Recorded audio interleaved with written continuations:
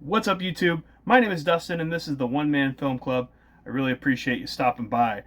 Today, I'm going to do a video of my list of 10 older movies for people who don't think they like older movies. So, I realize that there is some prejudice against older movies. There are some roadblocks, people that don't want to see something in black and white, people that don't like the transatlantic accent, people that don't like slower paced movies.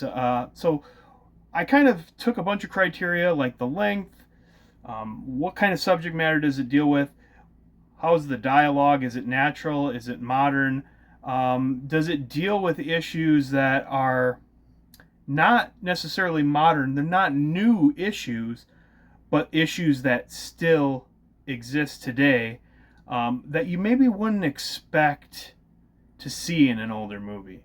Um, I see this on YouTube a lot. You'll see people reacting to movies, like Shawshank Redemption, and they refer to it as an old movie, and that just sort of blows my mind. Um, Good stories weren't invented in 1994. They've been around for a long, long time. Before movies, there was great stories. So I none of these movies are going to perfectly fit, but I want to talk about these 10 movies, give a little bit about each one, and maybe something will sound good to you. Maybe something will resonate with you that you'll want to check that movie out, and maybe it'll be a gateway to a lot of older movies. So there are all these movies are classics, but they aren't necessarily all the most obvious ones. So I'm going to go through my list, and then I want you to list some below. If you are versed in classic movies, I'd like you to list what you think would be great for newbies to check out.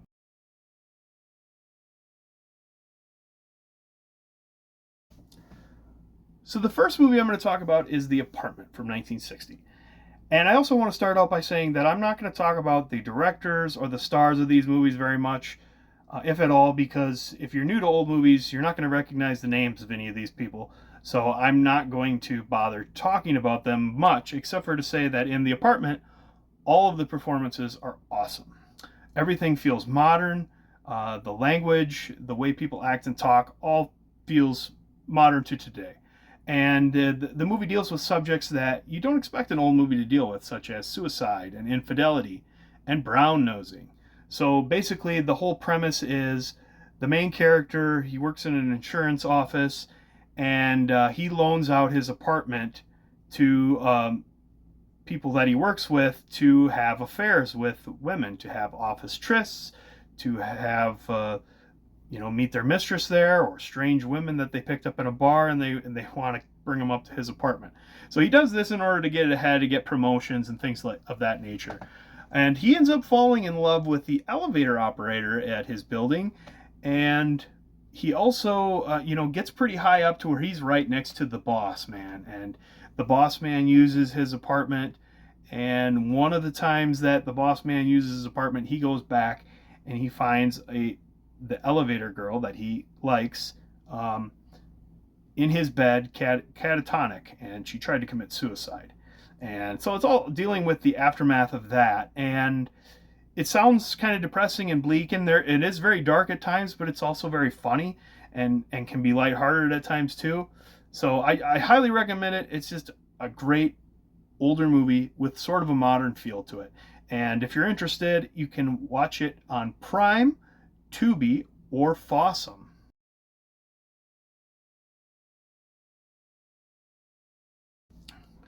All right, the next movie I want to talk about is The Best Years of Our Lives from 1946. This one is long, so bear with me on this, though. It is very long, it's 170 minutes, but it's so good. It's so good. Like, if they were to make a period piece, remake this movie exactly the same, they wouldn't change anything except for maybe the music. The score is probably a little bit old school, but what this movie is about is World War II veterans coming back and trying to adjust to their reality and really struggling to fit in. and it deals with things like disability, alcoholism, PTSD, and it's just the performances are so great, the characters are so likable, and it just seems like a movie that everybody would like if they just gave it a chance. Yes, it is long, but this is the one exception, the only movie here that's over 2.5 hours long. But it's definitely worth it. It's definitely not like a difficult watch. Um, I definitely think you would like it. So check it out on Prime, Tubi, or Fossum.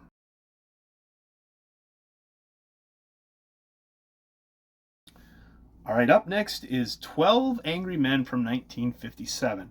This is our shortest one so far at 96 minutes. Just an incredible movie, an incredible dialogue. Although some of it is dated, there is some dialogue and some things that the men do that's a little dated, but overall it's just so well written. And what it is, it starts at the end of a jury trial where a young man is being tried for murder, and you don't get to see any of the trial. So all of the trial is revealed in the jury room through these 12 angry men, these 12 members of a jury. And it starts out, you kind of get a little bit of everyone's personality, and then they kind of vote to see where they're at, and then they talk about the case.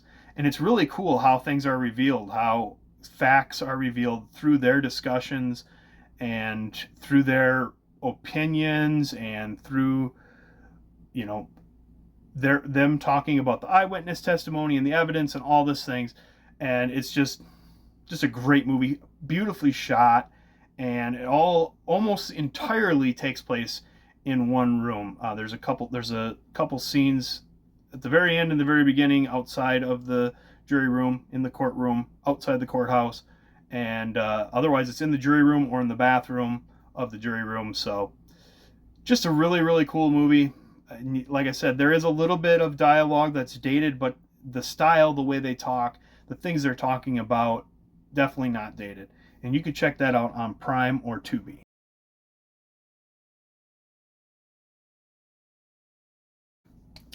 Up next is To Kill a Mockingbird from 1962.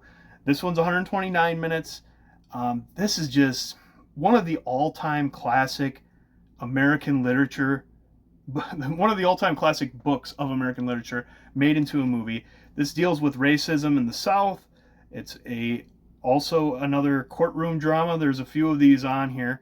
It's a coming-of-age movie. The main characters are children, but it's not a children's movie. It's definitely a grown-up movie, but these kids are learning how to be grown-ups through their father and through really the protagonists, the antagonists of the movie as well.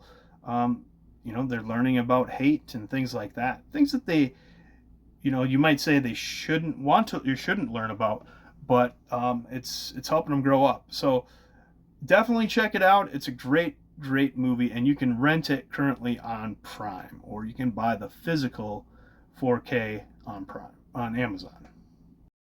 Merry Christmas! All right, up next is It's a Wonderful Life from 1946. This movie is 130 minutes long. It's not the most famous movie that I'm going to talk about, but it's one of the more famous movies on this list. It is a very timeless story. A lot of people watch it at Christmas time. Some of it takes place at Christmas.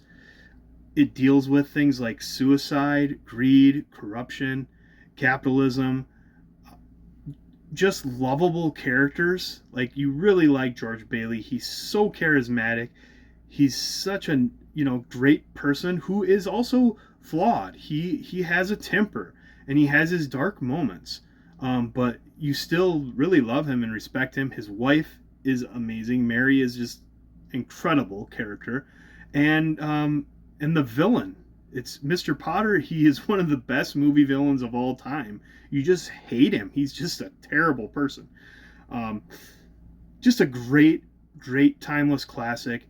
and I highly recommend you check it out. You can check it out on Prime or Tubi. They're coming to get you, Barbara.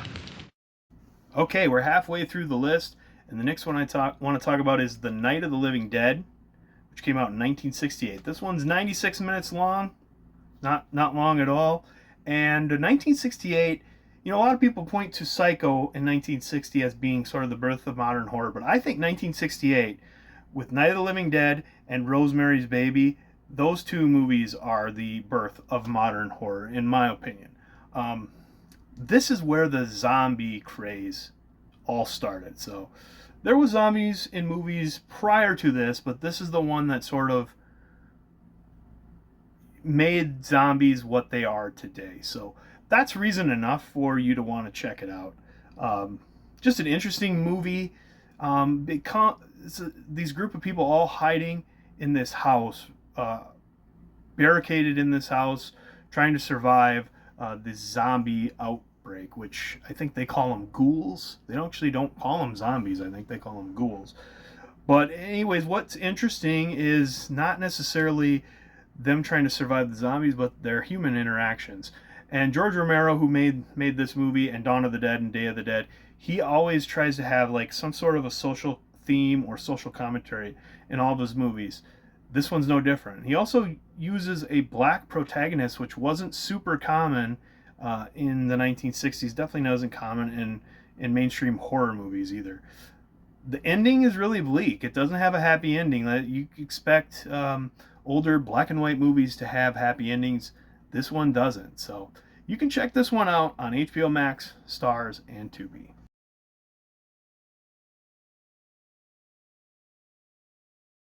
All right, up next, Paths of Glory from 1957. Another sort of courtroom drama, but this one is, takes place during World War I, and it follows these Germans who are supposed to take over this anthill. That's what they call it, and it's an impossible task. And the higher ups say they have to take this anthill. They attempt to, and they fail, and the higher ups decide they need a scapegoat. So they pick at random, I think it's 3 guys that they are going to punish for failing to take the anthill. And the protagonist of the movie, he is a lawyer and he tries to defend these men, but it's completely pointless because they aren't listening to anything that he has to say, and they already have their minds made up that they're going to kill these men. So kind of a bleak story. It's very emotional. It's very beautifully shot and beautiful looking. It's really short, only at 88 minutes. It's super easy watch. Highly recommend Paths of Glory from 1957. You can check it out on Prime or Tubi.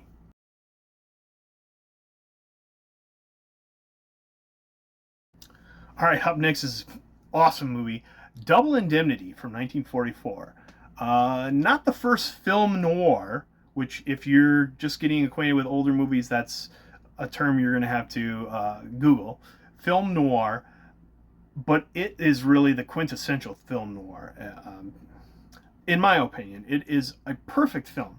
There's very few films that I call perfect films, and I would say Jaws and Double Indemnity are the two that come to mind whenever I think of perfect film. And by perfect film, I don't necessarily mean the best film or my favorite film, but I mean I don't think there is anything that you could add or take away to make this movie better than it already is. It is already perfect. Don't change a thing about Double Indemnity. It's very fast paced. It's very quick dialogue.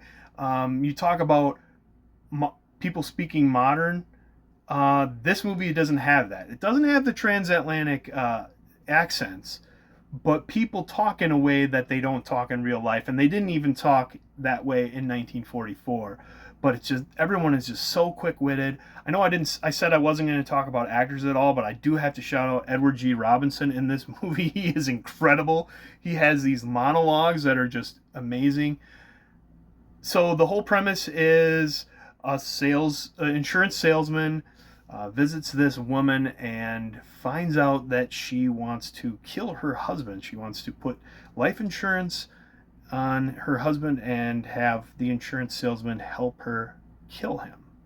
And so double indemnity means there's a clause if the person dies in a certain very rare way, you get double the payout. And so one of those ways is falling off of a train. So they try to stage an accident where the husband falls off a train and dies, and it doesn't go well for them. But check it out. It's 107 minutes. You can rent it on Prime or watch it on MGM Plus. Perfect film. Double Indemnity from 1944. I'll get you, my pretty, and your little dog, too. All right, we're down to the last two. Now, I said for the most part I was looking at movies that aged well, that didn't age very much. These last two are an exception. These last two have aged quite a bit, and they show their age. So I picked them for different reasons. And the first one, from 1939, Wizard of Oz. So Wizard of Oz, 102 minutes. It is a family movie, so everybody in your house can watch it. Everybody in your house will love it. It has familiar characters. Perhaps you haven't seen it, but you've watched the new Wicked movies. It has a lot of the same characters from there. It looks beautiful. This is the only film on this list that is in color. The costumes are amazing. The special effects are dated, but they're also way better than like CGI. I mean, I'd rather watch a bunch of these Munchkins, which are played by real dwarf actors or children, than watch a bunch of computer animated Munchkins. Wizard of Oz is just such a timeless story with familiar characters. My daughter is 11 years old. She's not a big movie person. She has, five or eight movies that she likes, and The Wizard of Oz is one of them.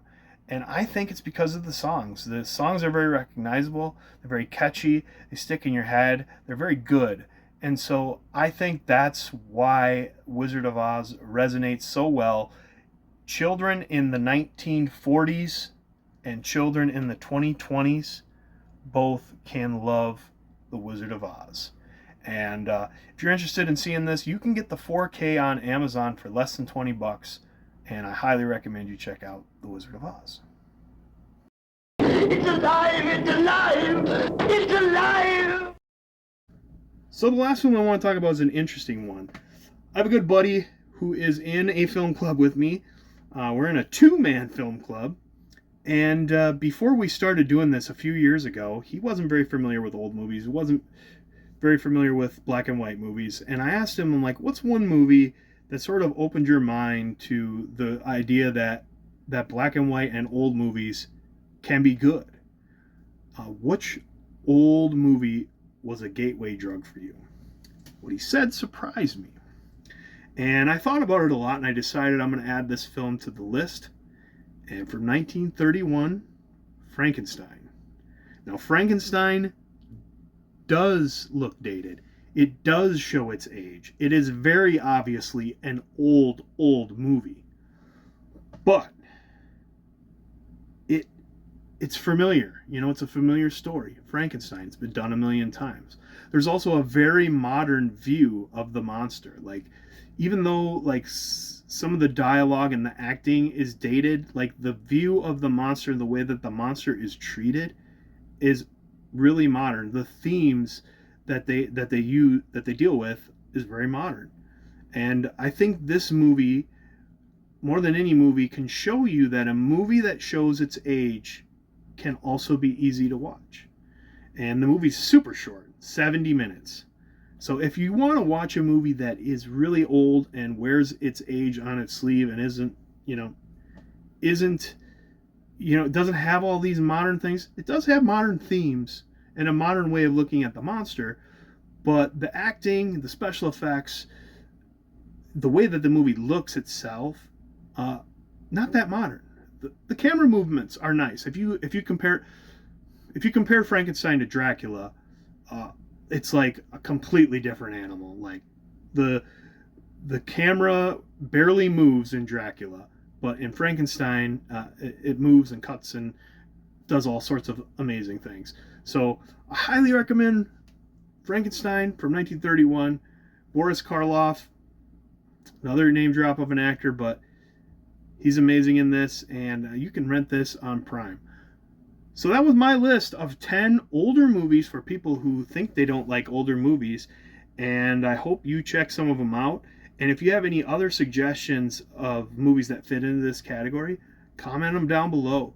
Hey, if you like this content, please like and subscribe, and I'd love to hear from you, and I'd love to grow this channel so all of us movie lovers can hang out together. Thanks for watching.